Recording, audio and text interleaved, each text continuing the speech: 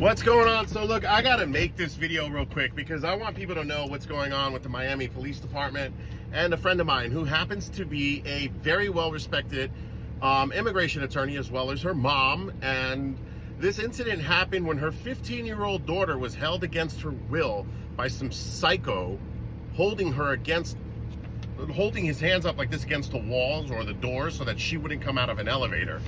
As she's screaming and crying for help, this man is yelling, "You are a dirty N-word, you are a coconut-eating N-word, a banana-eating N-word," screaming and screaming at this little girl, 15. By the way, she was here because she was looking at colleges so she can go to law school and carry on the legacy.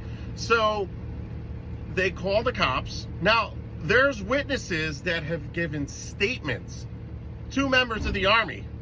Then you had security in the building, as well as another person.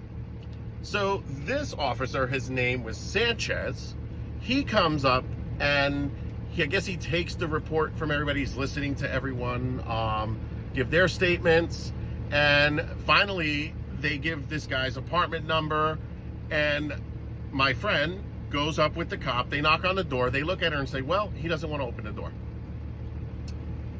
I reached out to a bunch of cop buddies of mine, and I know a lot of them. They said, why the fuck didn't they breach the door? That is their job. It's a 15-year-old little girl. The door should have been kicked the fuck in. He should have been dragged out and taken to jail. They didn't do their job. But I can tell you this much, when I got pulled over, they called 6 cop cars, and the one cop said, oh, well, he was jaywalking.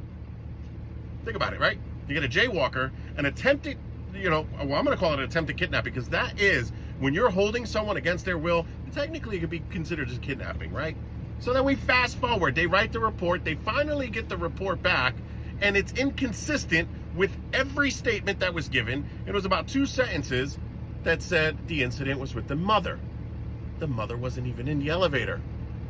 So it's confusing that these guys would sit in a police department, wait a couple days, and then give a shit report. So then we go down to the sergeant now, right? Because the sergeant called. I don't know how to say his name, but I'm going to post it up here so you can see it with his badge number. And he is now trying to argue and contest what a professional licensed attorney is saying about her child being held against her will, being cursed at and screamed at. He's now saying it's just hearsay. So you get witnesses, right? You get statements. And I'm going to take the Army guys, because why would the Army guys lie? Why would this little girl screaming her fucking head off lie? Incompetence in the Miami Police Department. And then he's trying to question the DA, because the DA actually reached out to him. And now he's challenging their knowledge in law. So let me bring it to you. Let me put it to you this way. If you challenge an officer of the court, right, and you have no right doing so, sometimes that can be considered a threat if you cite something that is false.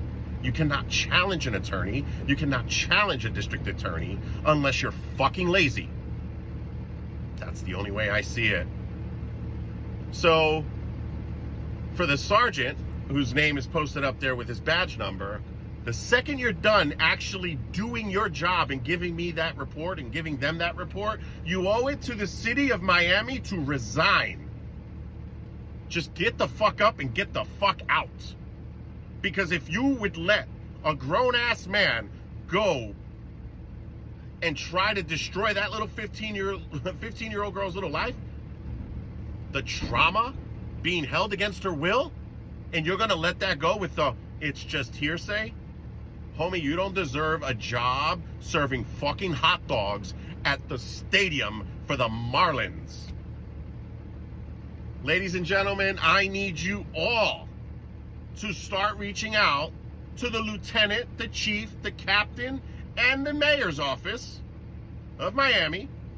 The sergeant's name is right here.